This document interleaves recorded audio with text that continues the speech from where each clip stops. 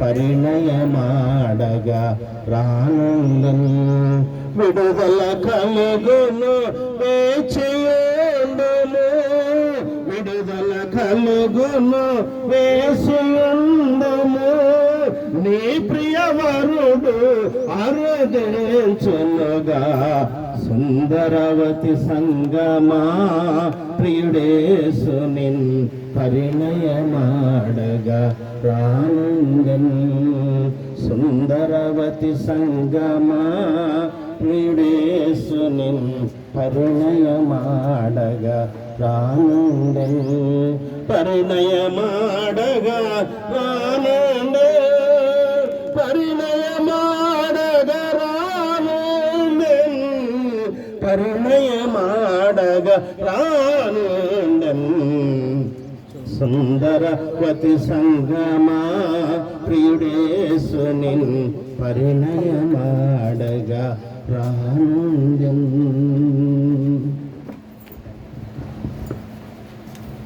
దయచేసి అందరూ కూర్చోండి.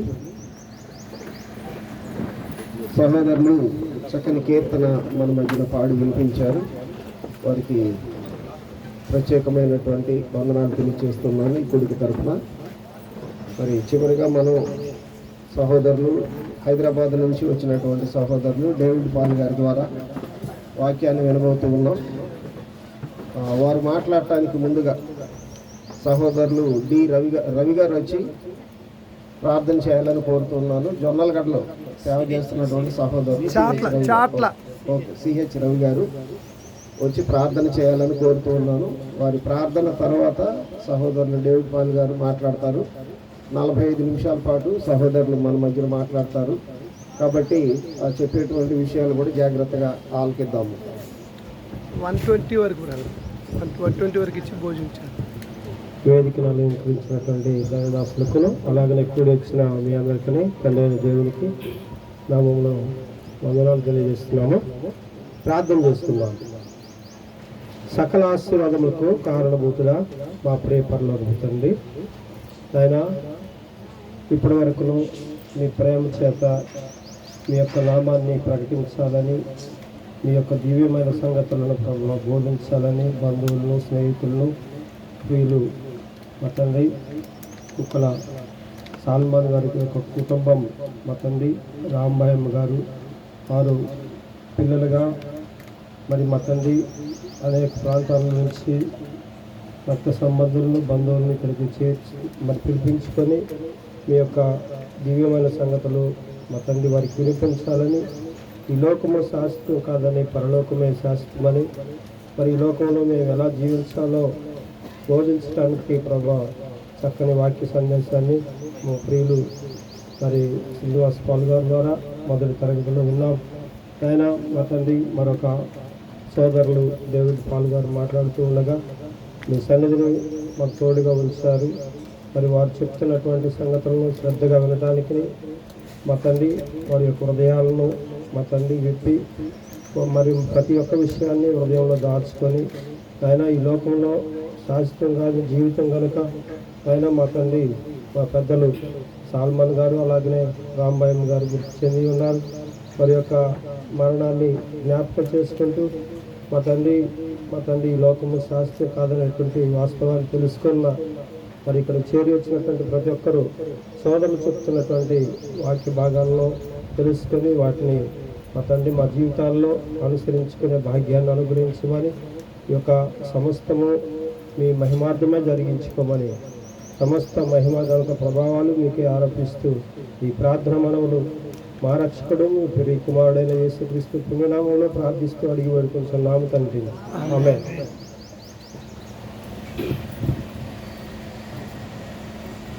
సహోదరులు డేవిడ్ పాల్ గారు మన మధ్యన ఉన్నారు. సమయాన్ని వారికి అప్పగిస్తూ ఉన్నారు.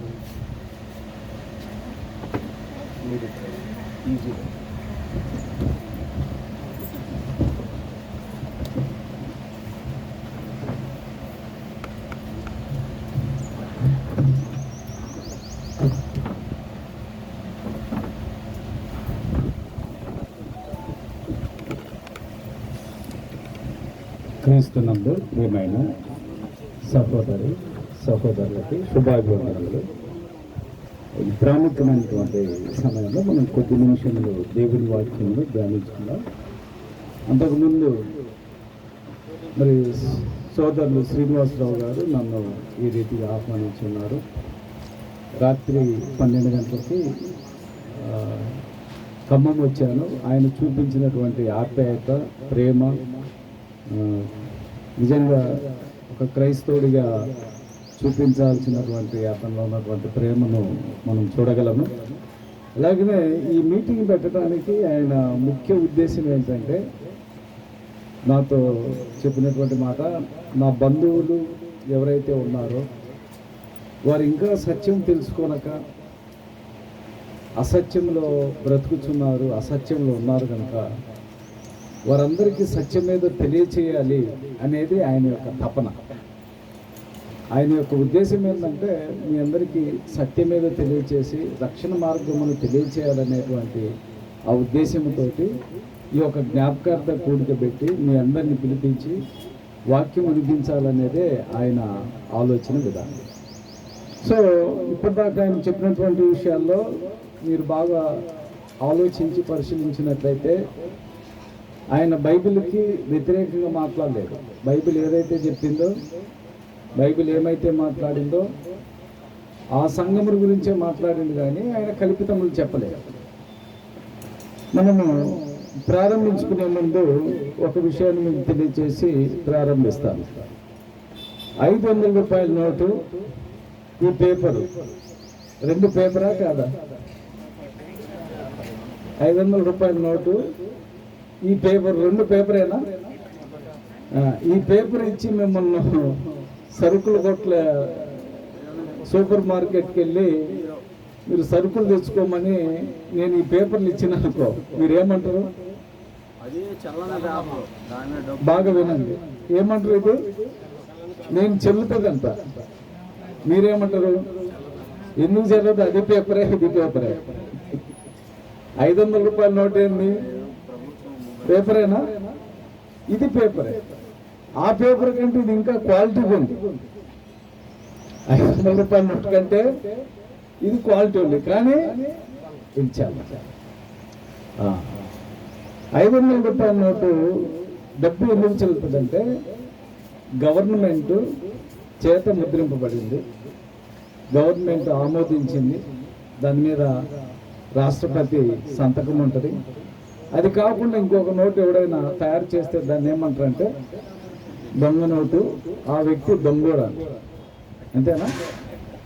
అలాగే క్రైస్తవుడిగా నువ్వు బైబిల్ చెప్పింది నమ్మకుండా ఇంకోటి నమ్మినామంటే ఏమంటారు? బైబిల్ చెప్పింది నమ్మాలి. నువ్వు బైబిల్ చెప్పింది నమ్మకుండా వేరే వాళ్ళు ఏది చెప్పినా నువ్వు నమ్మినట్లయితే దాన్ని నిన్ను నువ్వే మోసం చేసుకున్నావు. బైబిల్ చాలా మంది ఏమంటారంటే, నేను దేవుని నమ్మాను అంటున్నారు, కానీ వాళ్ళు దేవుని నమ్మట్లేదు, బైబిల్ నమ్మట్లేదు. బైబిల్ దేవుని వాక్యమని, ఇది పరలోకంలో నుండి దేవుడు మానవులకు ఇచ్చినటువంటి పుస్తకం. ఇది మానవుని యొక్క పుస్తకం కాదు, దేవుడు మానవులకు ఇచ్చిన పుస్తకము. 1600 సంవత్సరములు వ్రాయబడినటువంటి గ్రంథము. తండ్రి అయినటువంటి దేవుడు మాట్లాడినటువంటి మాటలను క్రీస్తు ప్రభు వారు విని నేర్చుకొని భూమి మీద ఆయన 3.5 సంవత్సరాలు ప్రకటిస్తే పరిశుద్ధాత్ముడు అపోస్తుల ద్వారా క్రొత్త నిబంధనను స్థిరపరచారు. అందుకని బైబిల్ గ్రంథము దేవుని పుస్తకమైనప్పుడు, ఇది దేవుని గ్రంథమైనప్పుడు, నువ్వు దేవుని నమ్ముతాను అని అన్నప్పుడు ఆ మాటలు నువ్వు నమ్మట్లేదు. గ్రంథము చెప్పేటువంటిది నీవు నమ్మకుండా మానవుడు కల్పించినటువంటి నీవు నమ్మినట్లయితే వినువాడు ఉండి నీవు మోసము చేసుకున్నటువంటి వాడిగా ఉండకూడదనే విషయాన్ని తెలియజేస్తుంది. ఈ లోకంలో చాలామంది, కొన్ని కోట్ల మంది దేవునికి వారికి సంబంధం లేదు, కానీ వారు బైబిల్ని ప్రకటిస్తూనే ఉన్నారు. దేవునికి వారికి సంబంధం లేదు, పాటలు పాడుతూనే ఉన్నారు. వారికి రక్షణ లేదు, కానీ ప్రభురాత్రి భోజనం తీసుకుంటూనే ఉన్నారు. లేఖనముల ప్రకారం వారు పరలోకం వెళ్ళరు, కానీ లోకానికి మేము పరలోకానికి వెళ్తామని చూస్తున్నారు. వారికి నిత్య జీవం లేదు, కానీ అందరికీ మనకు నిత్య జీవం ఉన్నదని చెబుతున్నారు. అంటే రియల్కి భ్రమకి ఎంత తేడో వాళ్ళు భ్రమలో బ్రతుకుతున్నారు. బైబిల్ ఏ వ్యక్తిని కూడా భ్రమపరచదు, నిజమును తెలియచేసేది గ్రంథం, సత్యమును తెలియచేసేదే గ్రంథం. అయితే ఈ భూమి మీద కొన్ని కోట్ల మంది మానవుడు కల్పించినటువంటి మత శాఖలు ఏవైతే ఉన్నాయో వారికి రక్షణ లేదు, వారికి దేవుడికి సంబంధం లేదు, వారు పరిశుద్ధాత్మను వరములు పొందలేదు, ఆత్మ సంబంధమైన ఆశీర్వాదాలు పొందలేదు. కానీ వారు కూడా ఏమంటారంటే మనకు పరలోకం ఉంది, మనం నిత్యజీవం పొందుతాము, క్రీస్తు మనలో ఉన్నాడు అనేటువంటి భ్రమలో బ్రతుకుతున్నారు అనేది సత్యం. ఎందుకు ఈ విషయాన్ని నేను తెలియజేస్తున్నా అంటే, ఇంతకు మునుపు నేను చెప్పా, పేపరు, వైట్ పేపరు, డబ్బులు రెండు పేపరే, కానీ ఒకటి చెల్లుతుంది, ఒకటి చెల్లదు. అలాగే బైబిల్ చెప్పింది చెల్లుతుంది, కానీ బైబిల్ చెప్పండి చెల్లదు. ఎవడైనా బైబిల్ చెప్పింది చెల్లుతుంది అంటే అది అబద్ధం. సో ఈరోజు మనము దీన్ని ప్రారంభించుకునే ముందు తెస్సలోనికీయులకు రాసిన మొదటి పత్రిక 4వ అధ్యాయము, తెస్సలోనికీయులకు రాసిన మొదటి పత్రిక 4వ అధ్యాయం 13వ వచనంలో, సహోదరులారా, నిరీక్షణ లేని ఇతరుల వలె మీరు దుఃఖపడకుండా నిమిత్తము నిద్రించుతున్న వారిని గురించి మీకు తెలియకుండా మాకిష్టము లేదు. పౌలు గారు ఏమని తెలియజేస్తున్నా అంటే, నిద్రించుట, నిద్ర అనేది మరణము అనేది తేడా ఉంది. మరణము అనగా ఒకడు క్రీస్తు నందు లేకుండా చనిపోయిన వాడిని మరణించాడు అని చూడండి. క్రీస్తు నందు ఉండి చనిపోయినటువంటి వాడిని మరణించినాడు అని బైబిల్ చెప్పదు. ఏమని చెబుతుందంటే నిద్ర. నిద్రకి మరణానికి తేడా ఏంటంటే, మరణము అనగా ఒకడు రక్షణ లేకుండా, క్రీస్తులోనికి బాప్తిసం పొందకుండా, క్రీస్తు శరీరం అనబడిన సంఘంలోనికి చేర్చకుండా చనిపోయిన వాడే మరణించుట. ఇది పౌలు గారు చెప్పేటువంటి విషయంలో 4వ అధ్యాయంలో ఆయన నిద్రించుచున్న వారిని గురించి తెలియకుండా మాకు ఇష్టం లేదు, యేసు మృతి పొంది తిరిగి లేసినని మనం నమ్మిన ఎలా, అదే ప్రకారం యేసు నుండి నిద్రించిన వారిని దేవుడు ఆయనతో కూడా వెంట పెట్టుకొని వచ్చును. మేము ప్రభు నోటును బట్టి మీతో చెప్పినదేమనగా, ప్రభు రాకడ వరకు సజీవులమై నిల్చుండ మనను నిద్రించిన వారి కంటే ముందుగా ఆయన సన్నిధిని చేరము. ఆర్భాటముతోనూ ప్రధాన దూత శబ్దముతోనూ దేవుని దూరతోనూ పరలోకములో ఉండి ప్రభు దిగి వచ్చును. క్రీస్తు నందు మృతులైన వారు మొదట లేపరు, ఆ మీదట సజీవులమై నిల్చుండు మనము వారితో కూడా ఏకముగా ప్రభువుని ఎదుర్కొంటూ ఆకాశములను మేఘముల మీద కొనిపోవడము. కాగా మనము సదాకాలము ప్రభువుతో కూడా ఉండము. పౌలు గారు ఈ తెస్సలోనిలో ఉన్నటువంటి సమస్య ఏమై ఉన్నదంటే,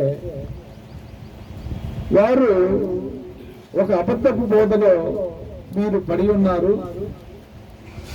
అన్ని జనులుగా ఉన్నటువంటి ఈ తెస్సలోనీలు క్రైస్తవులైన తర్వాత ఎవరో కొంతమంది వ్యక్తులు ప్రవేశించి వీరిని అసత్యాన్ని ప్రకటించటము ప్రారంభించారు. 5వ అధ్యాయము 19వ వచనంలో, తెస్సలోనీయులకు రాసిన 2వ పత్రిక 3వ అధ్యాయం 6వ వచనంలో, వీరు మరి ఒక తప్పుడు బోధ విషయము తప్పిపోయినటువంటి వారిగా ఉండి ప్రభు యొక్క రాకడ ఇప్పుడే సమీపంగా ఉన్నదనేటువంటి విషయాన్ని వారిని భ్రమపరచడం జరిగింది. అయితే క్రీస్తు ప్రభు వారు ఒక దినమున వస్తాడు. ఎక్కడి నుంచి వస్తాడు? పరలోకములో నుంచి వస్తాడు. మొదట ఆయన ఈ భూమి మీద జన్మించినప్పుడు ఆయన ఎక్కడి నుంచి వచ్చాడంటే పరలోకములో నుండి వచ్చాడు. ఈ భూమి మీద 33.5 సంవత్సరాలు జీవించాడు. మరలా ఆయన పరలోకములకు వెళ్ళాడు. పరలోకములకు వెళ్ళి తండ్రి కుడిపార్శ్వన కూర్చున్నాడు. మరలా ఆయన పరలోకములో నుండి మరలా వస్తాడు. మరలా భూమి మీదకి రాడు ఆయన. ఎక్కడికి వస్తాడు అంటుండంటే మధ్యాకాశమునకు వస్తాడు. మరి మొదట వచ్చినటువంటిది ఎందుకు వచ్చాడు ఆయన అంటే పాపుల కొరకు వచ్చాడు. మరి రెండోసారి ఆయన ఎవరి కోసం వస్తున్నాడు? పాపుల కొరకు రావట్లేదు, పరిశుద్ధుల కొరకు ఆయన వస్తున్నాడు. ఈ భూమి మీద ఉన్నటువంటి మనుషులందరి కొరకు రావట్లేదు. ఆయన యందు నిద్రించినటువంటి వారిని తీసుకువెళ్ళటానికి వస్తున్నాడు. మరి ఆయన యందు నిద్రించకుండా లోకంలో ఉన్నటువంటి వారిని ఆయన తీసుకువెళ్తాడా అంటే లోకంలో ఉన్నటువంటి వారిని ఆయన తీసుకువెళ్ళటానికి రావట్లేదు. పాపంలో బ్రతికి చనిపోయేటువంటి వారిని తీసుకువెళ్ళటానికి రావట్లేదు. ఎవరైతే రక్షింపబడినటువంటి వారిగా ఉండి ఆయనకు నమ్మకంగా బ్రతికినటువంటి వారిని తీసుకువెళ్ళటానికి ఆయన వస్తున్నాడు. ప్రకటన గ్రంథము 14వ అధ్యాయము 13వ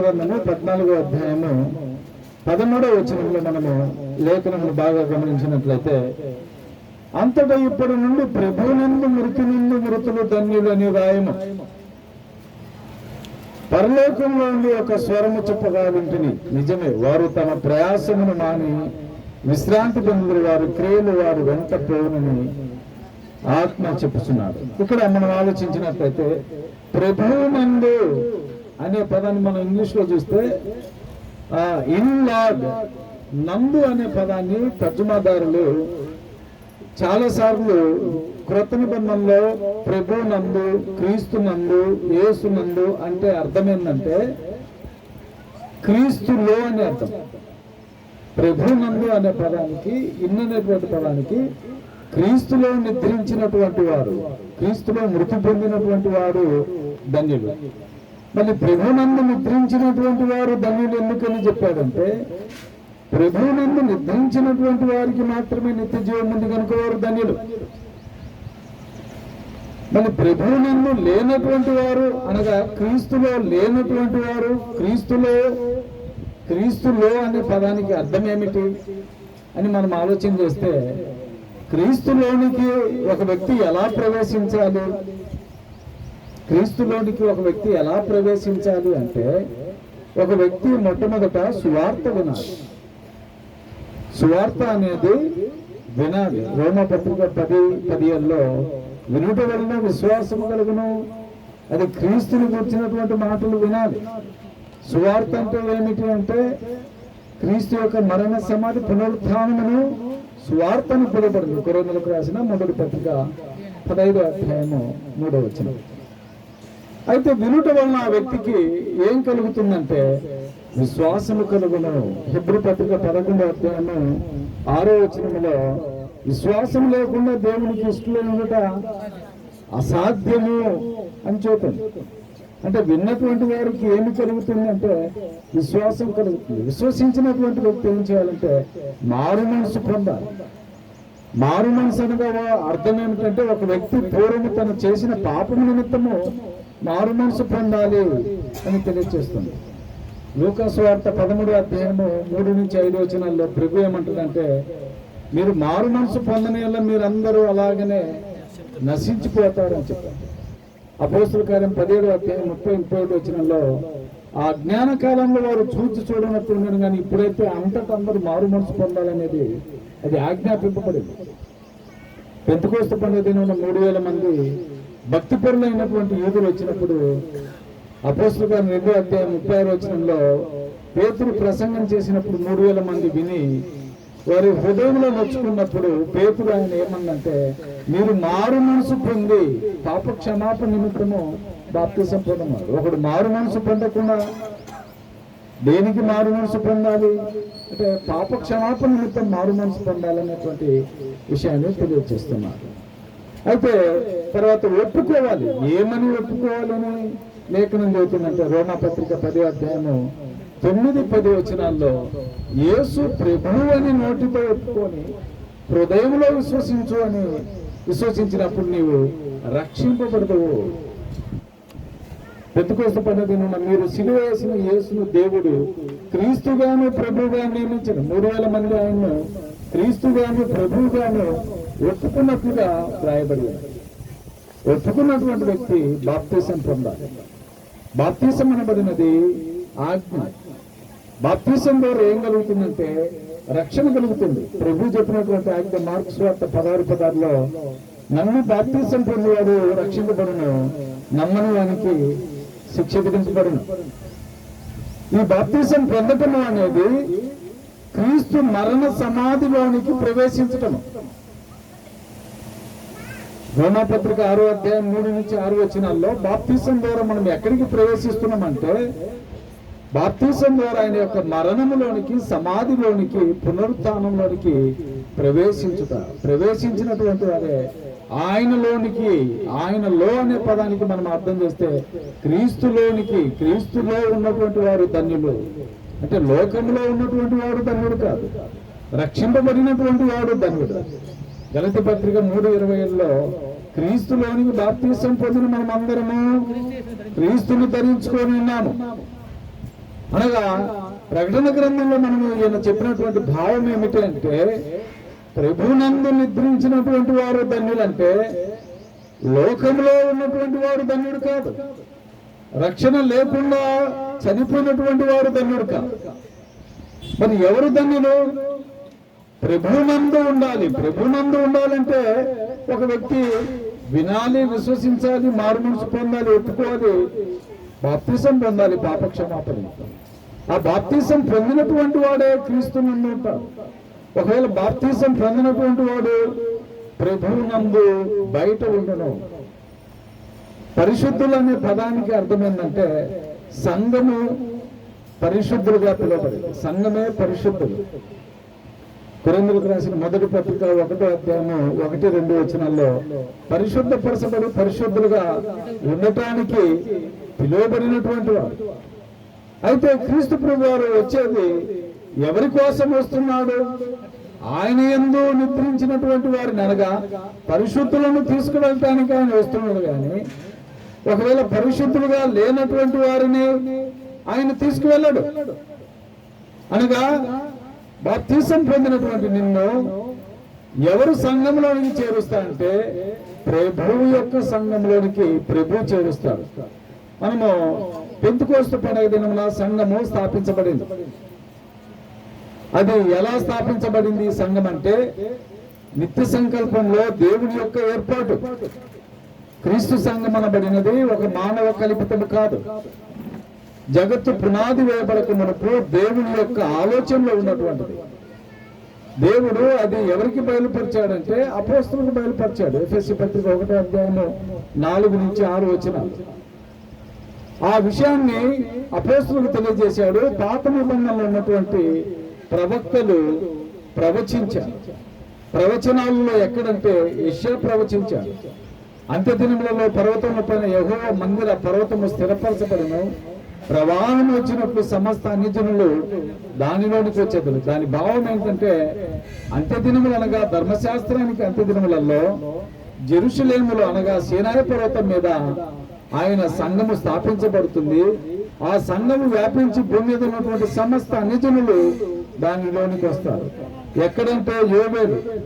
ఎలాగూ అంటే దానియేలు కాలంలో, ఆ రాజుల కాలంలో పరలోకమందున దేవుడు ఒక రాజ్యమును స్థాపించాడు.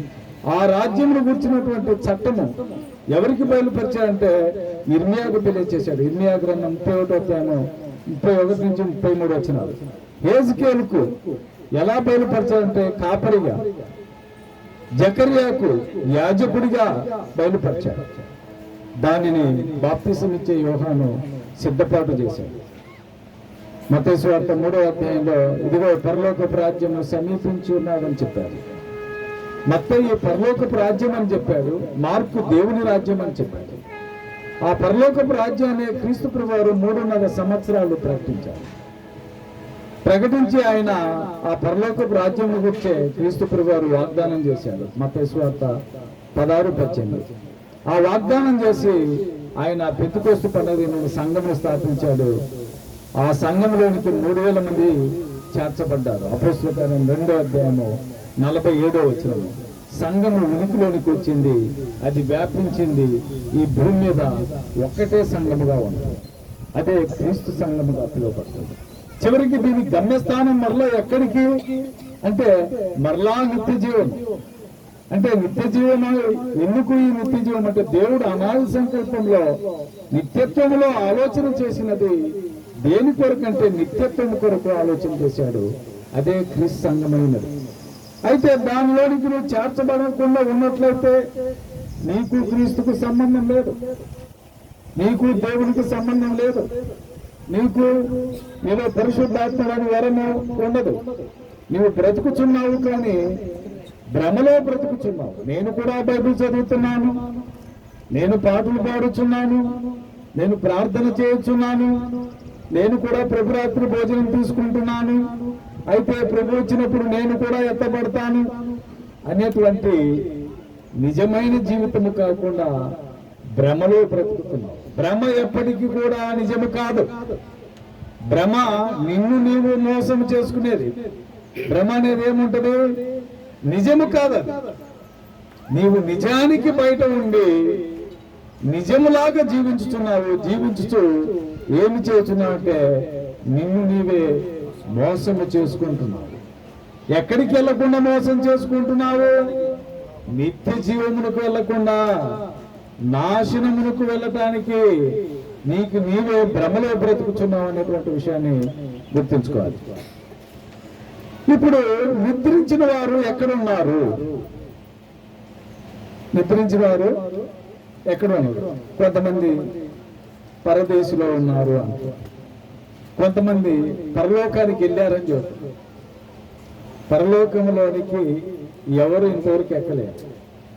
పరలోకానికి వెళ్ళినది క్రీస్తు తప్ప ఎవరును పరలోకానికి వెళ్ళలేరు. నిద్రించుట అంటే అర్థమైందంటే, నిద్ర అంటే అర్థమైందంటే దేహ సంబంధమైనటువంటి శరీరము ఎలాగైతే నిద్రిస్తుందో, ఇప్పుడు మాట్లాడుతున్న డేవిడ్ పాల్, మాట్లాడుతున్న ఎవరు? David Paul. నేను అంటే ఈ శరీరము కాదు, నేను అంటే మాట్లాడేది డేవిడ్ పాల్, ఆత్మ. నేను అనే పదానికి అర్థము దేహము కాదు. ఇప్పుడు నేను చనిపోయిన తర్వాత ఇప్పుడు డేవిడ్ పాల్ మాట్లాడు, దేహము ప్రాణం పోయింది. మళ్ళీ ఉన్నటువంటి ఆ మాట్లాడే డేవిడ్ పాల్ నిద్రిస్తాడు. అంటే దేహం ఎలాగైతే నిద్రపోతుందో స్పిరిట్ అనేటువంటిది నిద్రిస్తుంది. ఈ నిద్రించినటువంటి వ్యక్తి ఇక ఎవరిని చూడడు, ఎవరితో మాట్లాడడు, ఎవరి మీద పగబెట్టుకోడు. అయితే ప్రభువు వచ్చే వరకు అది నిద్రలోనే ఉంటది. అందుకే ఆయన తెస్సలోనికీయులకు రాసిన పత్రికలో నిద్రించిన వారు మొదట లేచెదరు. మరి వీళ్ళు ఎక్కడ ఉంటే లేస్తారు? నిద్రించిన వారు మొదట లేస్తారు. మనం ఒకసారి లేఖనాన్ని పరిశీలిస్తే క్రీస్తు ప్రభు వారిని శిలువ వేసినప్పుడు కొంతమంది లేపబడ్డారు. మత్తయి సువార్త 27వ అధ్యాయము, మత్తయి సువార్త 27వ అధ్యాయము 52వ వచనం. 52వ వచనం.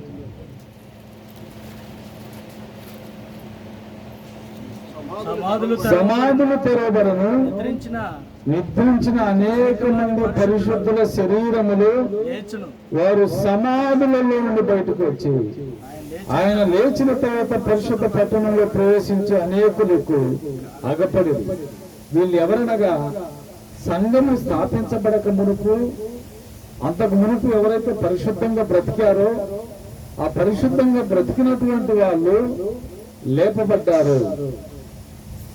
మరి లేపబడి మళ్ళీ సమాధిలో పోయిందా? బాబురావు గారు చెప్పాలి. లేపబడి మళ్ళా సమాధిలోకి వెళ్ళారా? హానోకు దేవునితో కొనిపోబడను, దేవునితో నడిచెను, దేవునితో కొనిపోబడను. ఇక్కడ ఉన్నాయి చూడండి, ముందున్నాయి. దేవునితో కొనిపోబడను. మోషే ఏలియా ఇద్దరు కూడా ప్రభు కొండ మీద ఉన్నప్పుడు రూపాంతరము చెందినప్పుడు మోషే ఒక పక్క, ఏలియా ఒక పక్క, ఇద్దరు మాట్లాడారా? ఆ మాట్లాడిన వాళ్ళు మళ్ళీ ఎక్కడికి వెళ్ళారు? ఏ శరీరముతో మోషే ఏలియా మాట్లాడారు? మోషే ఏలియా అని వారు ఎలా గుర్తించారు? మోషే ఏలియాకు ఏ శరీరం ఉన్నది? ఇక్కడ మనం ఆలోచన చేస్తే వారు మాట్లాడినటువంటి సంభాషణ బట్టి ఆయన మోషే గాను ఏలియా గాను గుర్తించారు. అయితే ఎవరైతే ఈ పరిశుద్ధులుగా లేపబడి ఉన్నారో వారిని ఎంట పెట్టుకొని క్రీస్తు ప్రభు వారు మధ్యాకాశానికి వస్తారు. ఎక్కడికి వస్తారంటే అనేకులు ఎవరైతే లేపబడ్డారో పరిశుద్ధులు వారిని ఎంట పెట్టుకొని ఎప్పటికీ ముందు అంటే వాళ్ళు అపోస్తులకు ముందు క్రీస్తును సిలువేయబడినప్పుడు నేటికి అపోస్తులు నిద్రించుతూనే ఉన్నారు. నీది అపోస్తులు పరలోకానికి వెళ్ళలేదు, పరదేశికి వెళ్ళలేదు. ప్రభు వచ్చే వరకు ఎవరైనా సరే నిద్రించాలి. నిద్రించినటువంటి వారు మొదట లేస్తారు. ఆ తర్వాత కనురెప్పపాటున సజీవులుగా ఉన్నటువంటి మనము మహిమ శరీరముతో వారితో కూడా కొనుక్కోగలరు. అయితే ఇది వాస్తవమా అంటే యూదా రాసినటువంటి పత్రికలో యూదా ఏమని చెప్పాడంటే 14-15 వచనాలు, ఆదాము మొదలుకొని 7వ వాడైన హానోకు కూడా వీటిని గూర్చి ప్రవశించుట్లను, ఇదిగో అందరికీ తీర్పు తీర్చుటకు వారిలో భక్తిహీనులందరూ భక్తిహీనముగా చేసిన వారి భక్తిహీనత క్రియలన్నిటిని గూర్చి భక్తిహీనులైన పాపులను తమకు విరోధముగా చెప్పిన కఠినమైన వాటిని గూర్చి వాటిని ఒప్పించుటకు ప్రభు తన వేవేల పరిశుద్ధుల పరివారముతో వచ్చును. ఇక్కడ మనం ఆలోచన చేసినట్లయితే ఆయన వేవేల కొలది పరిశుద్ధుల పరివారము దేవదూతలతోనూ అలాగనే క్రీస్తునందు సిలువేయబడినప్పుడు ఎవరైతే పరిశుద్ధులుగా లేపబడి ఉన్నారో వారిని వెంట పెట్టుకొని మధ్య ఆకాశములకు వచ్చును. పెళ్లి కుమారుడు పెళ్లి కుమార్తెనగా వధువును తీసుకువెళ్ళటానికి ఆయన వచ్చున్నారు. నీవు క్రీస్తుకు వధువుగా లేకుండా ఉన్నట్లయితే నిన్ను క్రీస్తు ప్రభువారు తీసుకువెళ్ళడు. పెళ్లి కుమారుడు వచ్చేసరికి పెళ్లి కుమార్తె అనగా ఎవరు ఆ పెళ్లి కుమార్తె? పెళ్లి కుమారుడికి ఒక్కతే పెళ్లి కుమార్తె ఉంటది కానీ అనేకులు పెళ్లి కుమార్తెలు ఉండరు. పెళ్లి కుమారుడికి ఒకతే పెళ్లి కుమార్తె అనగా సంఘము సిద్ధపాటు కలిగి ఉండాలి. దానిని ఆయన తీసుకువెళ్ళటానికి వస్తున్నాడు. ఎక్కడికి వస్తున్నాడు? వేవేల కొలది. ఆయన వచ్చినప్పుడు ఎక్కడికి వస్తాడు? భూమి మీదకి రాడు. చాలా మంది ఆయన వస్తాడు, భూమి మీదకి వస్తాడు, మళ్ళా 1000 ఏళ్ళ పరిపాలన చేస్తాడు. క్రీస్తు ప్రభువారు ఆయన భూమి మీద ఉన్నప్పుడే చెప్పాడు, నా రాజ్యం ఈ లోక సంబంధమైనది కాదని చెప్పాడా? మరి ఆయన ఆ రాజ్యం ఇహలోక సంబంధమైనది కాదు ఆయన చెప్పినప్పుడు మరలా ఆయన మాట మార్చుకొని మరలా ఈ భూమి మీద నేను రాజ్యాన్ని పరిపాలన చేస్తానని చెప్పడు. ఆ కాలంలో ఉన్నటువంటి యూదులకు దేవుని రాజ్యమును గూర్చి అర్థం కాలేదు. దేవుని రాజ్యమును గూర్చి అర్థము కాక వాళ్ళు ఏమన్నారంటే, నువ్వు యూదుల రాజువా అన్నారు. నీవు అన్నట్టే, మరి నీ రాజ్యం ఏది? నా రాజ్యము ఆత్మ సంబంధమైనది. ఒకవేళ దేహ సంబంధమైనది అయితే వీళ్ళందరినీ కూడా చంపివేస్తాయని చెప్పాడు. ఆ ఆత్మ సంబంధమైనటువంటి రాజ్యమే క్రీస్తు సంఘమైనది. ఆత్మ సంబంధమైనటువంటి రాజ్యమే క్రీస్తు సంఘము. రాజ్యమునకు క్రీస్తు రాజు, సంఘమునకు క్రీస్తు శిరస్సు. ఆయన శిరస్సుగా ఉండి పరలోకములో ఉండి ఈ భూమి మీద ఉన్నటువంటి సంఘమును 2000 సంవత్సరాల నుంచి పరిపాలన చేయొచ్చు. ఆ పరిపాలన చేయించినటువంటి సంఘమును తీసుకువెళ్ళటానికి వస్తున్నారు. ఆ పరిపాలన చేయటానికి చేస్తున్నటువంటి రాజ్యమునే తీసుకువెళ్ళటానికే రాజు వస్తున్నారు. రాజ్యం అనేటువంటి పదాన్ని మనం బైబిల్ గ్రంథంలో బాగా పరిశీలించినట్లయితే క్రొత్త నిబంధనలో 116 సార్లు రాజ్యము అని వ్రాయబడింది. సంఘం అనే పదాన్ని మనం బైబిల్ గ్రంథంలో క్రొత్త నిబంధనలు చూసినప్పుడు 98 సార్లు రాయబడింది. ఆ 98 సార్లు బాప్టిస్టు సంఘం అని రాయబడలేదు, మెథడిస్టు సంఘం అని రాయబడలేదు, లూథరన్ సంఘం అని రాయబడలేదు, పెంతెకోస్తు అని రాయబడలేదు, సిఎస్ఐ అని రాయబడలేదు, రోమన్ క్యాథలిక్ అని రాయబడలేదు, ప్రైజ్ బెటర్ అని రాయబడలేదు. ఒక్కటే సంఘముగా పిలువబడింది. ఎఫెసీ 4:4 శరీరము ఒక్కటే. శరీరము ఒక్కటే అంటే సంఘము ఒక్కటే. ఆ శరీరము ఏమిటి అంటే కొలసి 1:18 సంఘమును శరీరమునకు ఆయనే శిరస్సు, అది ఒక్కటే శరీరముగా ఉండాలని కొలసి పత్రిక 3:15 చెప్పబడింది. పౌలు గారు అబద్ధం ఆడలేదు. కొరింథీయులకు చెబుతున్నాడు ఒక్కటే సంఘమని 12:13 కొలసీలకు చెబుతున్నాడు ఒక్కటే సంఘమని. ఎఫెసీ 4:4 ఒక్కటే సంఘమని చెబుతున్నాడు. రోమా పత్రిక రాసినప్పుడు ఒక్కటే సంఘమని చెబుతున్నాడు. క్రొత్త నిబంధన మొత్తం కూడా ఒక్కటే సంఘము. సంఘమునకు క్రీస్తే శిరస్సు, ఆ సంఘమునకు క్రీస్తే రక్షకుడు, ఆ సంఘమే క్రీస్తు సంఘముగా పిలువబడుతుంది. మీరు ఎవరినైనా అడగండి, మీరు వెళ్ళేటువంటి సంఘమునకు, బాప్టిస్టు సంఘమునకు వెళ్ళే వ్యక్తి అయితే మీ దగ్గర ఉన్న బైబిల్ను అతని చేతికి ఇచ్చాయా, ఏ లేఖనం ప్రకారం మన బాప్టిస్టు సంఘం పరలోకానికి వెళ్తుందో చెప్పండి. వీళ్ళందరూ ఏ లేఖనం ప్రకారం పరలోకానికి వెళ్తారో చెప్పను. పరలోకమునకు వెళ్ళేది క్రీస్తు స్థాపించిన సంఘం. అది మనం చెప్పేది కాదు, క్రీస్తు చెప్పాడు. ఆయన రాజ్యమును తీసుకువెళ్ళటానికి వస్తున్నాడు. ఆయన రాజ్యంలోనికి రానటువంటి వారిని వేరు చేస్తాను. అందుకే ఆయన రాజ్యముల గురించి చెప్పినప్పుడు ఆయన రాజ్యమును గురించిన ఉపమానం, మంచి చేపలు బొట్టులో వేయబడును, పనికి రానటువంటి వాటిని బయట పారవేయబడును, అవి అగ్నితో కాల్చివేయబడు. ఒకవేళ నువ్వు క్రీస్తు సంఘంలోనికి రానట్లయితే, నిన్ను ఒక దినమున ప్రభువు వచ్చినప్పుడు నీవు ఎత్తబడినటువంటి వాడిగా ఉన్నట్లయితే నిన్ను ఆరని అగ్నితో పొట్టుతో కాల్చివేయదు. పొట్టు అంటే ఆరని అగ్నితో నిన్ను యుగ యుగములు కాలుస్తా, అంటే అగ్ని గంధకాలలో అనగా పాతాళ లోకంలో వేస్తాను. ఆ పాతాళ లోకములో నీవు ఉన్నట్లయితే అగ్ని ఆరదు, పురుగు చావదు. నీవు మరణించాలన్నా కూడా మరణము రాదు, నువ్వు ఏడ్చినా కూడా మరణం రాదు. అయితే గ్రంథంలో ఒక వ్యక్తికి ఎప్పుడు అర్థమైందంటే చనిపోయిన తర్వాత అర్థమైంది. అందుకే ఇప్పుడు మీకు అర్థం కాదు.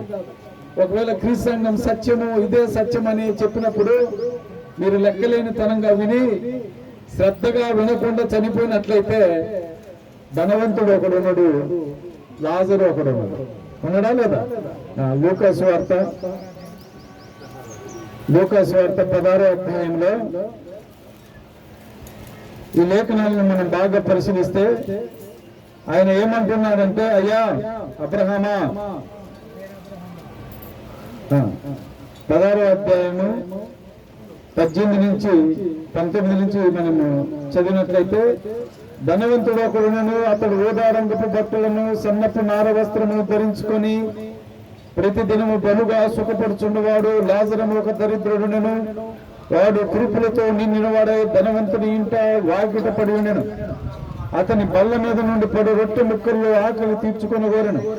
అంతేగాక కుక్కలు వచ్చి వాని కురుపులు నాకెను. ఆ దరిద్రుడు చనిపోయి దేవదూతల చేత అబ్రాహాము రొమ్మున ఆనుకుంటూ కొనుక్కున్నాడు. ధనవంతుడు కూడా చనిపోయి పాతిపడ్డాడు. అప్పుడు పాతాళములో బాధపడుచు కనులెత్తి దూరము నుండి అబ్రాహాము అతని రొమ్మున ఆనుకొని లాజరును చూసి, తండ్రి అయిన అబ్రాహామా, నా యందు కనికరపడి తన వేలుకొనలో నీళ్ళల్లో ముంచి నా నాలుకను చల్లార్చుటకు లాజరును పంపమని నేను ఈ అగ్ని జ్వాలలో యాతన పడుచున్నానని కేకలు వేసి చెప్పిన. అందుకు అబ్రాహాముడు, కుమారుడా, నీవు నీ జీవిత కాలం అంతా నీకు ఇష్టమైనట్టు సుఖముగా అనుభవించితివి. అలాగనే లాజరు కష్టం అనుభవించి జ్ఞాపకం చేసుకున్నాను. ఎప్పుడైతే వాడు ఇక్కడ నెమ్మది పొందుతున్నాడో నీవు యాతన పడుచున్నావు. అంతేకాక ఇక్కడ నుండి మీ యొద్దకు దాటగోరు వారును దాటి పోతాలకున్నట్లు అక్కడి వారు మీ మధ్యకును, అక్కడి వారు మా యుద్ధకు దాటి రాజాలకున్నట్లు మాకును మీకును మధ్య అగాధం ఉంచబడిన చెప్పాను. అప్పుడు అంటుండు, తండ్రి అలాగైతే నాకు 5 సహోదరులు ఉన్నారు. వారు ఈ వేదనకరమైన స్థలములకు రాకుండా వారికి సాక్ష్యం ఇచ్చుటకై నా తండ్రి ఇంటికి వాని పంపవల్లని నేను వేడుకొనుచున్నానని చెప్పాను. కోటేశ్వరరావు గారు ఇదే ఇప్పుడు దాకా వేడుకుంది. ఇప్పుడు దాకా ఆయన చెప్పిండే 40 నిమిషాలు. సారీ, శ్రీనివాసరావు గారు ఏమని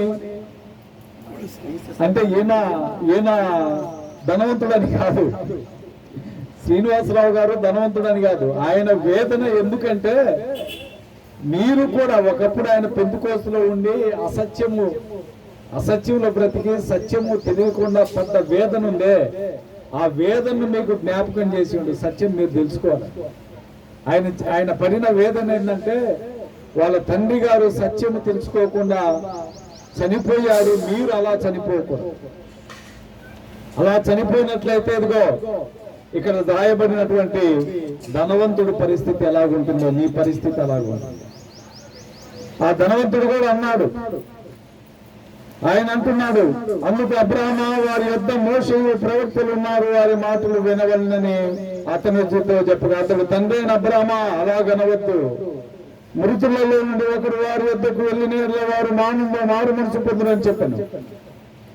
అందుకు మోషేయు ప్రవక్తలు చెప్పిన మాట వారు వినియల్లా మృతుల నుండి ఒకరు లేచునని వారు నమ్మరని అతనితో చెప్పాను. క్రీస్తు ప్రభు వారు పరలోకంలో నుంచి వచ్చిన జ్యోతి ప్రజలు నమ్మిందా? నమ్మలేదు. మరి ఈయన నరకంలో నుంచి వచ్చినట్టు నమ్ముతారా? వెర్రివారా అంటే ప్రభుని ఏమన్నాడు? పరలోకంలో నుంచి వచ్చిన అంటే నమ్మలేదు. మీరు ఆలోచన చేసినట్లయితే ఒకడు బ్రతికి ఉన్నప్పుడు సత్యం అర్థం కాక చనిపోయిన తర్వాత నీకు సత్యము అర్థమైనా కూడా ప్రయోజనము లేదు. నేను మీకు ఒక నిజం చేత మీరు నమ్మండి నమ్మకపోండి. ఒకవేళ క్రీస్తు సంఘంలోనికి నువ్వు చేర్చబడకుండా ఉన్నట్లయితే చేర్చబడటానికి మంచి దేవుడు అనుగ్రహించేటువంటి మంచి రక్షణ దినము. బైబిల్ ఎప్పటికీ కూడా రేపు రక్షణ దినం అని చెప్పట్లేదు. నేడే రక్షణ దినము, ఇదే రక్షణ దినం అన్నాడు. కొరింథీయులకు రాసిన 2వ పత్రిక 6వ అధ్యాయంలో ఇదే రక్షణ దినము, ఇదే అనుకూల సమయం అన్నాడు. ఎబ్రీ పత్రికలో ఇంత గొప్ప రక్షణ మీరు ఆలస్యం చేసిన ఎలాగూ తప్పించుకుందరు అన్నాడు. అపోస్తలుల కార్యం 2వ అధ్యాయము 38వ వచనంలో వాళ్ళు రక్షణ పొందటానికి రేపు అనలేదు, అదే దినమును బాప్తిసం పొందారు 3000 మంది. పౌలుగా ఫిలిప్పు సమరయ పట్టణానికి వెళ్ళినప్పుడు సమరయులు విన్న వెంటనే బాప్తిసం పొందారు. నపుంసకుడు విన్న వెంటనే బాప్తిసం పొందాడు. పౌలు గారు సంఘమును హింసపెట్టి అపోస్తలుల కార్యం 9వ అధ్యాయంలో వెంటనే బాప్తిసం పొందారు. కొర్నేలి అపోస్తలుల కార్యం 10వ అధ్యాయంలో ఆయన విన్న వెంటనే బాప్తిసం పొందాడు. అపోస్తలుల కార్యం 16వ అధ్యాయం 14వ వచనంలో లూదియా విన్న వెంటనే బాప్తిసం పొందింది. 16వ అధ్యాయం 25వ వచనంలో జైల్లో ఉన్న అధికారి విన్న వెంటనే బాప్తిసం పొందారు. అపోస్తలుల కార్యం 18వ అధ్యాయంలో కొరింథీయులు వెంటనే బాప్తిసం పొందారు. అపోస్తలుల కార్యం 19వ అధ్యాయంలో యోహాను శిష్యులు వెంటనే బాప్తిసం పొందారు. ఒకడు లక్ష్యంను నిర్లక్ష్యము చేయకూడదు. అయితే సత్యం ఏంటంటే నీవు మరణించక మునిపే క్రీస్తు సంఘమును కూర్చిన సత్యము తెలుసుకొని నీవు మరణించాలి. నీవు క్రీస్తు సంఘమును కూర్చున్నటువంటి సత్యము తెలుసుకోకుండా నీవు మరణించినట్లయితే దానివల్ల నీకు ప్రయోజనం లేదు. అది నేను చెప్పింది కాదు, ప్రభు చెప్పిన మాట. మార్కు సువార్త 9వ అధ్యాయము 1వ వచనంలో ఆయన ఏమంటాడంటే దేవుని రాజ్యము బలముతో వచ్చే వరకు మీరు మరణము రుచి చూడదు. దేవుని రాజ్యము అనగా సంఘము స్థాపించబడే వరకు మీరు మరణాన్ని రుచి చూడవచ్చు. అందుకని ప్రియ సహోదరి సహోదరుడా, నీవు భ్రమలో బ్రతకకుండా బైబిల్ ఏం చెబుతుందో దాన్ని ఆలోచించు. భ్రమలో బ్రతికి నిన్ను నీవు మోసం చేసుకున్నట కంటే భ్రమలో బ్రతికి నీవు నరకానికి వెళ్ళినట్లయితే నీ ప్రాణానికి నీవే ఉత్తరవాది. ఇప్పుడు దేవుడు ఏమంటాడంటే, అయ్యా నాకు తెలియదు కదా, మరి సత్యం ఏదో తెలియదు కదా,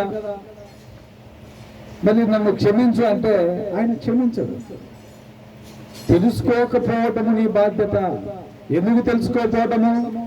నీవు లోకాన్ని తెలుసుకున్నావు, ప్రపంచాన్ని తెలుసుకున్నావు.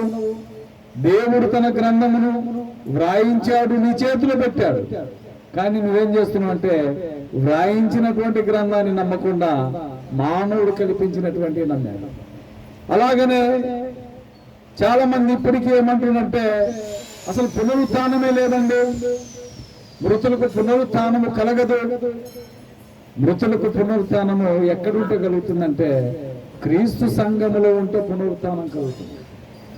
సంఘమునకు నీకు బయట ఉన్నట్లయితే పునరుత్థానము కలగదు. ఒకవేళ కలిగితే అది ఏ పునరుత్థానము కలుగుతుందంటే కీడు పునరుత్థానమునకు నువ్వు బయటకు వస్తావు.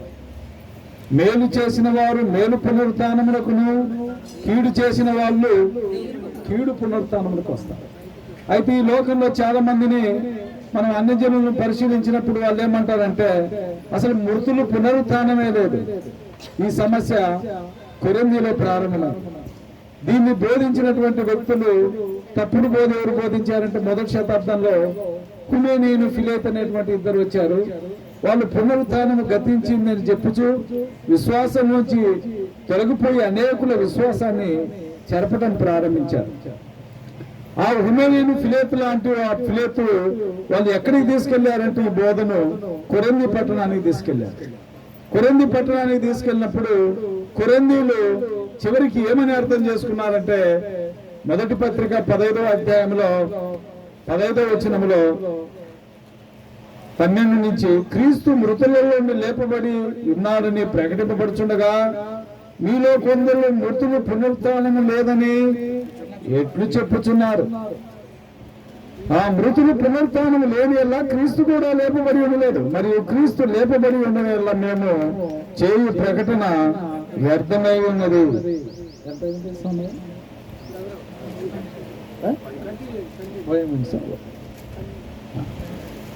ఇప్పుడు దీన్ని పౌలు గారు ఎలా చెప్పారంటే 15వ అధ్యాయంలో ఈ 15వ అధ్యాయం మొత్తాన్ని వివరించుకుంటూ వచ్చి 35వ వచనంలో అయితే మృతులు ఎలాగూ లేపురు, వారు ఎట్టి శరీరం ఎత్తురని ఒకడు అడుగును. ఓ అవేకి, నీవు విత్తునది చచ్చితేనే గాని బ్రతికింపబడదు కదా. నీవు విత్తుదాన్ని చూడగా అది గోధుమ గింజ అయినా సరే, మరి ఏ గింజ అయినా సరే ఒట్టి గింజను విత్తుచున్నావు గాని పుట్టబో శరీరమును విత్తుటలేదు. అయితే దేవుడు తన చిత్త ప్రకారం నీవు విత్తిన దానికి శరీరం ఇచ్చి ఉన్నాడు. మరి ప్రతి విత్తనము దాని శరీరము ఇచ్చుచున్నాడు. మాంసమంతయు ఒక విధమైనది కాదు. 42వ వచనంలో మృతుల పునరుత్థానం అలాగే శరీర క్షయమైనదిగా విత్తబడి అక్షయమైనదిగా లేపబడును, ఘనహీనమైనదిగా విత్తబడి మహిమ గలదిగా లేపబడును, బలహీనమైనదిగా విత్తబడి బలమైనదిగా లేపబడును. ప్రకృతి సంబంధమైన శరీరముగా విత్తబడి ఆత్మ సంబంధమైన శరీరముగా లేపబడును. ప్రకృతి సంబంధమైన శరీరం ఉన్నది కనుక ఆత్మ సంబంధమైన శరీరము కూడా ఉన్నది. ఒక దినమున మృతులు నిద్రించిన వారు లేస్తారు అనేది చెబుతుంది. నిద్రించిన వారు లేస్తారు అనేటువంటి విషయాన్ని చెబుతుంది బైబిల్. నిద్రించినటువంటి వారు లేచారు, సమాధులు తెరవబడ్డాయని లేఖనం చెబుతుంది. అనేకులకు కనపడినట్లు సాక్ష్యము వ్రాయబడి ఉన్నది.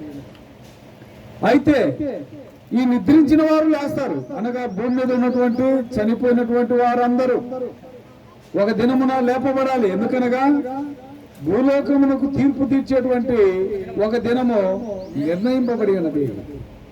ఆ దినమున ఎక్కడ చనిపోయినటువంటి వాళ్ళందరూ కూడా సముద్రంలో పోయినటువంటి వారు సముద్రము అప్పగించును. అందుకే ఆయన ఏమంటే నువ్వు ఎక్కడ దాక్కున్నా కూడా తప్పించుకోలేవు. ఆ దినమున అందరూ కూడా రావాలి.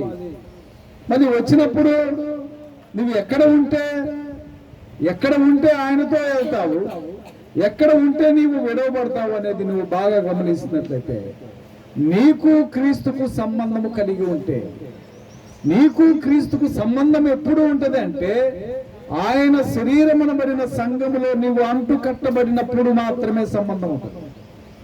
దానికి యోహాను సువార్త 15వ అధ్యాయము 1 నుంచి 5 వచనాలు మనం లేఖనములు బాగా పరిశీలించినట్లయితే నేను నిజమైన ద్రాక్షవల్లిని, నా తండ్రి వ్యవసాయకుడు. నాలో ఫలింపని ప్రతి తీగను ఆయన తీసి పారవేను, ఫలించు ప్రతి తీగ మరి ఎక్కువగా ఫలించునని దానిలో పనికిరాని తీగలను తీసివేయను. అందుకే ఆయన ఏమన్నట్టు 4వ వచనం, నా యందు నిలిచి ఉండుడి, మీ యందు నేను నిలిచి ఉందును. తీగ ద్రాక్ష వలిలో నిలిచి ఉంటేనే గాని తనంత తాను ఎలాగో ఫలింపదు, అలాగే నా యందు నిలిచి ఉంటేనే గాని మీరు ఫలించరు. క్రీస్తు శరీరం అనబడినటువంటి సంఘములో నీవు అంటుకట్టబడి ఉండాలి. క్రీస్తు శరీరంలో లేకుండా కొరింథీయులకు రాసిన మొదటి పత్రిక 12వ అధ్యాయంలో కూడా మనము క్రీస్తు శరీరములో అవయములు, శరీరం అనగా సంఘములో అవయములో ఉండాలి. కొరింథీయులకు రాసిన మొదటి పత్రిక 12వ అధ్యాయం 12-13 వచనంలో ఒక్క శరీరంలోనికి బాప్తిసం పొందిన మనం అందరము ఆ ఒక్క శరీరం అవయములుగా ఉన్నాము, ఒక ఆత్మను పానముగా చేసిన వారమై. ఒకవేళ ఆ క్రీస్తు శరీరంలో నీవు అవయముగా లేనట్లయితే నీకు క్రీస్తుకు సంబంధం లేదు. క్రీస్తుకు నీకు సంబంధము లేకుండా ఉన్నట్లయినా కూడా నువ్వు ఆ దినములో లేపబడతావు. మత్తయి సువార్త 25వ అధ్యాయంలో మనము గమనించినట్లయితే యోహాను సువార్త 5వ అధ్యాయం 29వ వచనంలో కీడు చేసిన వారు కీడు పునరుత్థానమునకును, మేలు చేసిన వాళ్ళు మేలు పునరుత్థానమునకు బయటకు వచ్చారు. ఆ దినమున అందరూ బయటికి రావాలి. మరి బయటకు వచ్చినప్పుడు నీ పరిస్థితి ఎక్కడికి వెళ్ళటానికి నువ్వు ప్రయత్నిస్తున్నావు? నిత్య జీవమా లేక నిత్య నరకమా? రెండు నిత్యం ఉండే. నిత్య జీవం ఎన్ని రోజులు ఉంటది? నిత్యము ఉంటది. కానీ నిత్య నరకము, నిత్యం అనే పదానికి అర్థం ఏంటంటే ముగింపు లేనిది. మరి ఈ నిత్య నరకమునకు వెళ్ళేటువంటి వాళ్ళు ఎవరు అంటే బైబిల్ చెబుతుంది, ఆయన శరీరం అనబడిన సంఘములో అంటుకట్టబడిన ప్రతివాడును. అందుకే ఆయన తీగ ద్రాక్షావల్లిలో ఉంటేనే ఫలిస్తుంది. మరి దాంట్లో లేకుంటే అది ఫలించదు. నీవు క్రీస్తు సంఘంలోనికి చేర్చబడకుంటే నీవు ఫలించలేవు, నువ్వు అభివృద్ధి చెందలేవు. క్రీస్తు నీకు శిరస్సుగా ఉంటేనే నీవు ఫలిస్తావు. క్రీస్తు ఆ శరీరం అనబడిన సంఘంలోనికి చేర్చబడితేనే నీకు ఆయన శిరస్సుగా ఉండి ఆయన పరిపాలన చేస్తాడు. ఒకవేళ ఆ శరీరంలోనికి చేర్చబడకుండా ఉన్నట్లయితే నీవు భూమి మీద బ్రతికినా జీవించినా అది అంతా కూడా వ్యర్థమే. సరే, చాలా మంది అంటారు, నేను బైబిల్ చదువుతున్నాను కదా, ప్రార్థన చేస్తున్నాను, ప్రభురాత్రి భోజనం చేస్తున్నాను, 40 రోజులు ఉపవాసాలు ఉంటున్నాను, అవన్నీ కూడా నీవు భ్రమలో బ్రతుకుతున్నావు. రక్షణ లేకుండా రక్షింపబడ్డాను అనే భ్రమలో బ్రతుకుతూ నిన్ను నీవు మోసం చేసుకొనొచ్చు. నిన్ను నువ్వు ఎక్కడికి తీసుకెళ్తున్నావు అంటే నిత్య నరకానికి వెళ్తున్నావు. అందుకని ప్రియ సహోదరుడా, గమనించు, పరిశీలించు, సత్యమేదో తెలుసుకోకుండా నీవు ఈ భూమి మీద నేను క్రీస్తుని ధరించుకున్నాననే భ్రమలో బ్రతికి నిన్ను నీవు మోసం చేసుకున్నట్లయితే ఆ దినమున, తీర్పు దినమున మళ్ళీ నీకు ఉండేటువంటి ఫలం ఏమిటంటే నిత్య నరకము. ఒకసారి ఒక వ్యక్తి నిత్య నరకము అనబడిన దానికి వెళ్ళినట్లయితే మరలా రావటానికి వెళ్ళేది. 3.5 సంవత్సరాలు ప్రభువు తన వేదన, ఆయన బాధ దేని గురించి తెలియచేశాడంటే ప్రతి ఉపమానములో నిత్య నరకముల గురించే. తూర్పోతబడతాను, గింజలను పొట్టులో అగ్నితో కాల్చివేస్తాను, మంచి చేపలు బుట్టలో పనికిరాని అగ్నితో. ఆయన చెప్పిన 3.5 సంవత్సరాలు ఆయన చెప్పిన దేని గురించి బోధించాలంటే నిత్య జీవము అనబడిన ఆయన రాజ్యము గురించి, నిత్య నరకముల గురించి. అనగా 3.5 సంవత్సరాలు క్రీస్తు ప్రభువారు ఆయన సంఘము గురించి చెప్పారు. ఆయన ఎందుకు వచ్చాడు? ఒక రాజ్యమును స్థాపించటానికి, ఆ రాజ్యమును తీసుకువెళ్లి తండ్రికి అప్పచెప్పటానికి. ఆ రాజ్యము యుగ యుగాలు ఉండేదని పాత నిబంధనలో ప్రవక్తలు ప్రవచించారు. అది మానవ కల్పితము కాదు. చాలా మంది క్రీస్తు గురించి చదువుతుంటే నవ్వుతూ ఉంటారు, క్రీస్తు గురించి చదువుతుంటే ఎటకారంగా ఇంటూ ఉంటారు, క్రీస్తు గురించి చదువుతుంటే శ్రద్ధగా వినరు, లెక్కలేని తరంగా ఉంటారు. దానికి కారణం ఏంటి?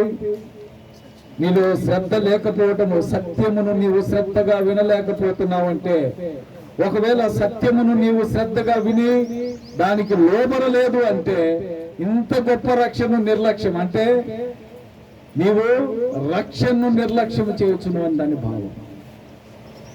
రక్షణను నిర్లక్ష్యం చేస్తే నీవు తప్పించుకోలేవనేదే దాని యొక్క భావం. అందుకని ప్రియ సహోదరులారా, మనం గమనించినట్లయితే మరి ఒక దినమున క్రీస్తునందు నిద్రించిన వారు లేపబడతారు, క్రీస్తులోనికి రానటువంటి వారు విడవబడతారు. ఆయన శ్రీనివాసరావు గారు ఇంత మీ అందరినీ, అంటే ఆయన ఉద్దేశము తన బంధువులను స్నేహితులను అందరిని పిలిచి ఈ మీటింగ్ పెట్టి దీని ద్వారా మీరు సత్యము తెలుసుకోవాలి, మిమ్మల్ని మీరు భ్రమలో బ్రతుకుతూ మిమ్మల్ని మీరు మోసం చేసుకునేటువంటి వారిగా ఉండకూడదు అనేటువంటి విషయాన్ని తెలియచేయడానికి. ఒకవేళ నేను చెప్పింది అసత్యం అయితే మీరు ఎవరైనా చెప్పచ్చు, నువ్వు చెప్పింది అసత్యం డేవిడ్ పాల్ గారు, నువ్వు చెప్పింది అసత్యం అని ఎవరైనా చెప్పచ్చు. కానీ బైబిల్ సత్యం, దేవుని వాక్యము శక్తివంతమైంది. బైబిల్ ఏదైతే చెప్పబడిందో దాన్నే మనము నమ్మేటువంటి వాళ్ళుగా ఉండాలి. చివరిగా నేను ముగించున్నాను.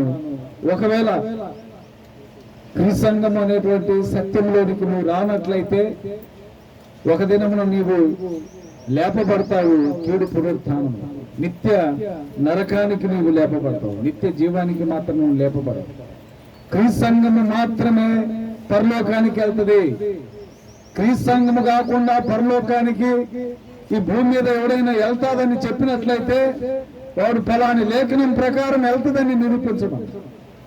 క్రీస్తు సంఘం కాకుండా ఈ భూమి మీద ఉన్నటువంటి అనేక సంఘాలు, కలవరి సంఘము గాని, ఓసన్న సంఘము గాని, బాప్టిస్టు గాని, మెథడిస్టు గాని, లూథరను, సిఎస్ఐ, పెంతెకోస్తు, క్యాథలిక్ గాని పరలోకానికి వెళ్తాది అంటే ఫలాని లేఖనం ప్రకారం వెళ్తుందని చెప్పండి. ఒక్క లేఖనం చూపిందని. క్రీస్తు సంఘమే పరలోకానికి వెళ్తుందని నేను చెప్పట్లేదు, క్రీస్తు చెప్పాడు, అపోస్తులు చెప్పాడు, అది గ్రంథములో ముద్రింపబడి ఉన్నది. మరి చివరిగా నేను ముగించుతూ, సహోదరులారా, ఆలోచన చేసుకో, సత్యాన్ని తెలుసుకో, నిన్ను నువ్వు భ్రమపరుచుకోవద్దు. మరి శ్రీనివాసరావు గారు ఇంత ప్రయాసపడి ఈ మీటింగ్ పెట్టడానికి గల కారణము తన బంధువులను, స్నేహితులను, రక్త సంబంధికులను రక్షించుకోవాలనే ఉద్దేశం. ఆయన వేదన, ఆయన మీ దగ్గర నుంచి ఏమి ఆశించి కాదు. ఈ మీటింగ్ కూడా ఆయన చాలా ఖర్చు పెట్టారు. ఎందుకు అంటే మీకు సత్యమును వినిపించాలి, మీరు రక్షింపబడాలనే ఉద్దేశంతో ఆయన ఈ మీటింగ్ పెట్టాడు. అందుకని మీరు సత్యాన్ని తెలుసుకోవాలనేదే నా యొక్క ఉద్దేశము.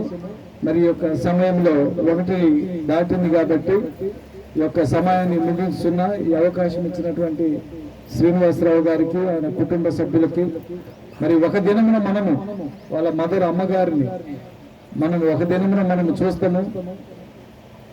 అది మనము సదాకాలము పరలోకంలో ఉండేటువంటిది. నమ్మకంగా ఈ భూమి మీద బ్రతకాలని బైబిల్ గ్రంథం చెబుతుంది. మరి ఒకసారి మీ అందరికీ వందనములు.